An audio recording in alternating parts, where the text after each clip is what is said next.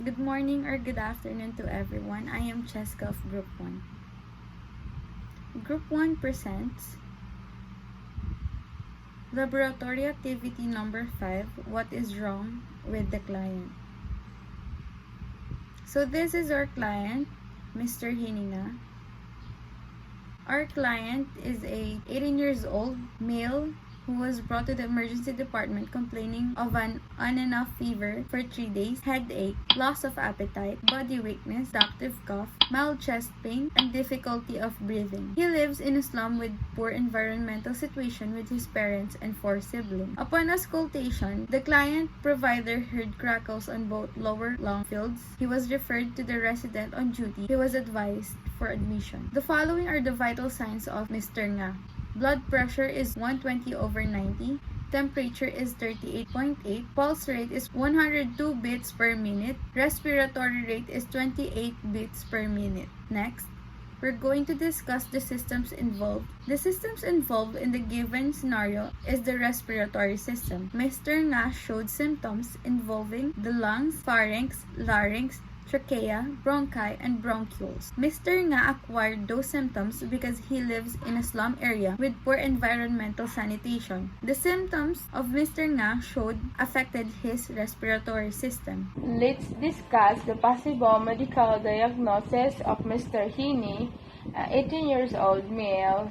He have 2 possible medical diagnoses, pneumonia and pulmonary tuberculosis. Possible medical diagnosis for the client would be pneumonia and pulmonary tuberculosis. The symptoms of pneumonia are manifested by the client, and these are fever, headache, loss of appetite, body weakness, fatigue, cough, chest pain, and difficulty of breathing. While on the other hand, the client would possibly be diagnosed with pulmonary tuberculosis because the symptoms shown by the client can also be of tuberculosis. Pulmonary tuberculosis is defined as an active infection of the lungs. It is the most important tuberculosis infection because an infection of the lungs is highly contagious due to the mode of droplet transmission. It can be life-threateningly dangerous to the patient. If left untreated, more than 50% with pulmonary tuberculosis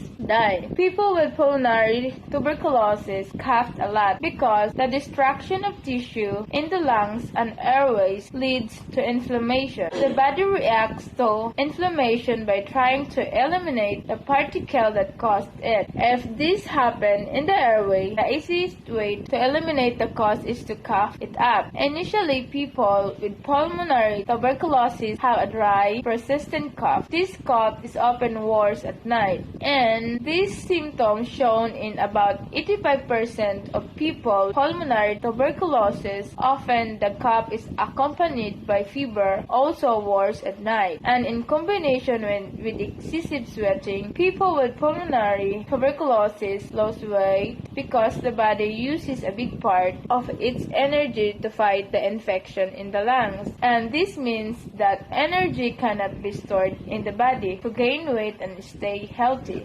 As the destruction of lungs tissue becomes worse, the sputum that people with pulmonary tuberculosis cough up start to have blood stain in it, a sign of the tissue destruction and inflammation in the airways.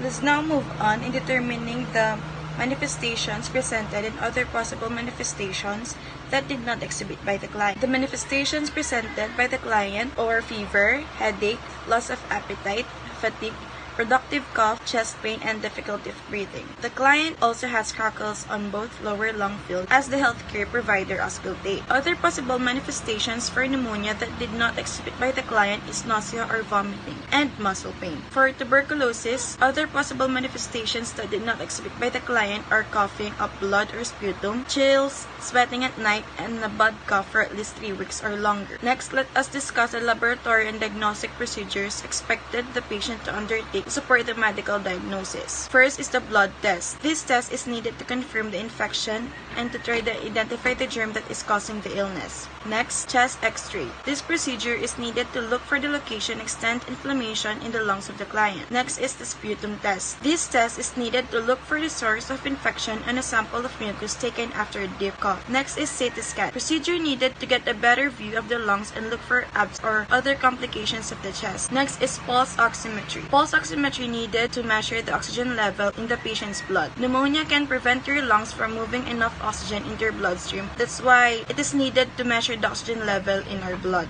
Next is the pleural fluid culture. This is the procedure that removes a small amount of fluid from around tissues that surrounded the lung to analyze and identify the bacteria causing the pneumonia. Next is bronchoscopy. This is a procedure used to look into the lungs airways. If the patient is hospitalized and the treatment is not working well, doctors may want to see whether something else is affecting the airways of the patient, such as the blockage. I'm Alessandra Moreno. For the next slide, describe the causative agents and the modes of transmission. So pneumonia is caused by a number of infectious agents, which includes bacteria, fungi, and viruses. The most common agents are Streptococcus pneumonia. So this one is the most common cause of bacterial pneumonia among children. This is an example of gram-positive. So next is Haemophilus influenza type B. This is the second most common cause of pneumonia. So this one is responsible for severe pneumonia. Next is respiratory syncytial virus, common viral cause of pneumonia. So this is